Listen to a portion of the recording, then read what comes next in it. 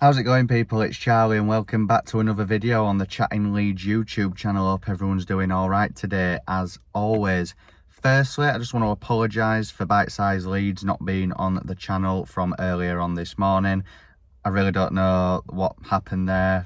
YouTube just seems to have messed up, so really do apologise about that. But in fairness, it could be a blessing in disguise because there is a few more links that I want to discuss on this upload in particular. So just before I go further, smash that like button, please subscribe, share all of your thoughts and opinions in the comment section down below, and yeah, we'll delve straight in, shall we? So first up, I did touch upon this on the Bite Size Leeds episode that should have gone live earlier properly now.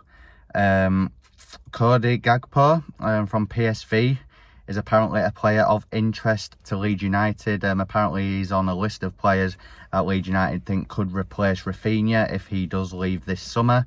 We've set the price now for him at 65 million, which is good, and I hope we stay firm on that, and I hope that we get that valuation because that's the least that we deserve for him.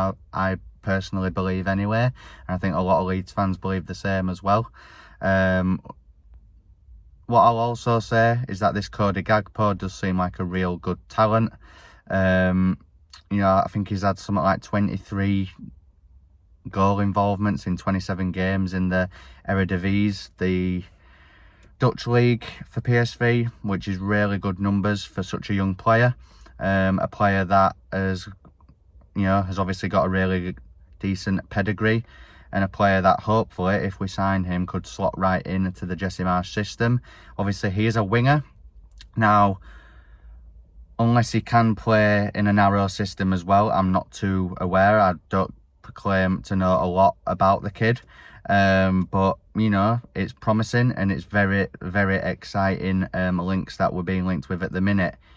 Moving on, that puts us nicely onto another player that Leeds United seem to be linked with as well at the minute, and that is Charles de CATALiere. I think that's how you pronounce his name, from Club Bruges.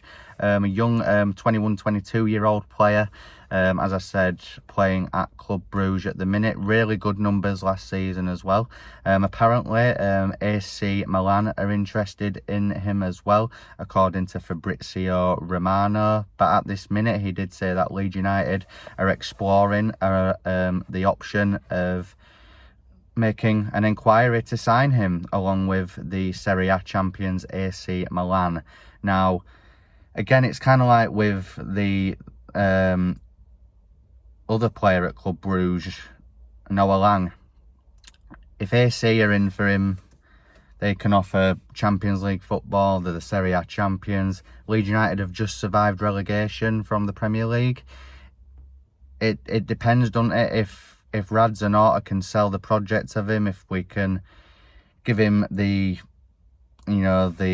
assurance that Leeds will be challenging for Europe within the next 2-3 seasons, which whether you believe it or not, that's what we're being told. That's the information we're being fed at the minute.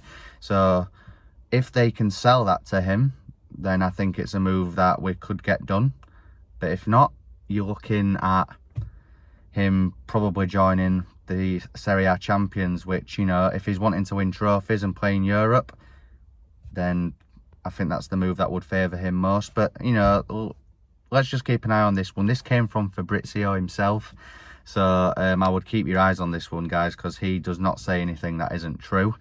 Another player as well, Otavio from FC Porto. Now, this one's a bit more interesting because apparently Leeds United have actually made an approach to sign him, and have even tabled a bid of 30 million euros, which has been rejected by Porto. This one's kind of come out of nowhere.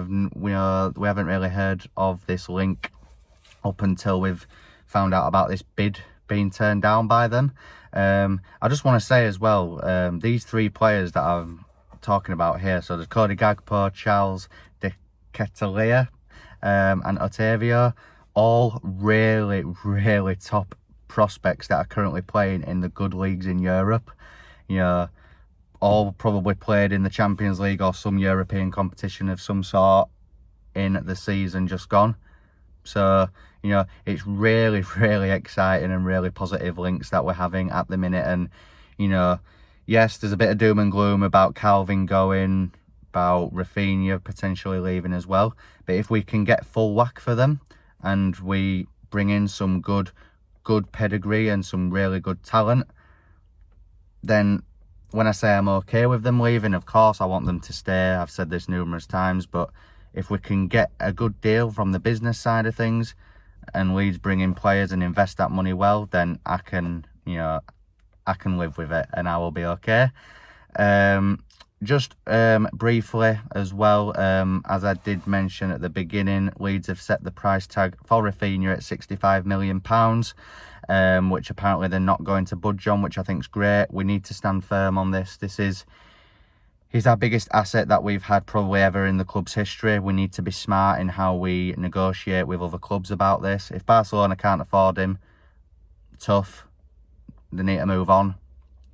If Arsenal are not willing to pay, tough, move on. You know, I can see a scenario that he does stay at Leeds for this upcoming season, at least until after the World Cup. So he can get some good game time in ahead of the World Cup in Qatar. Another very brief story as well that I've seen is Crescencio Somerville is apparently being linked with a move to Nottingham Forest. They're exploring the option of trying to sign him, but Leeds United are trying to tie him down to a new deal as well. They're currently in negotiations with him. So again, just keep your eyes out on that. Fabrizio did share that as well, so that must be true. But other than that, guys, I've not got any other Leeds United based stories other than the fact that Kamara pretty much...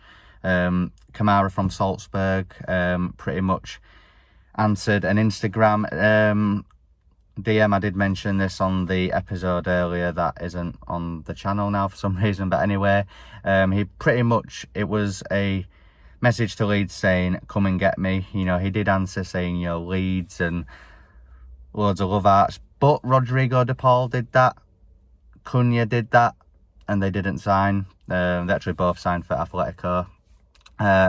So it's not 100% guaranteed, but again, it's a deal that Leeds United are apparently trying to do, but they're looking at Tyler Adams as well, as we all know.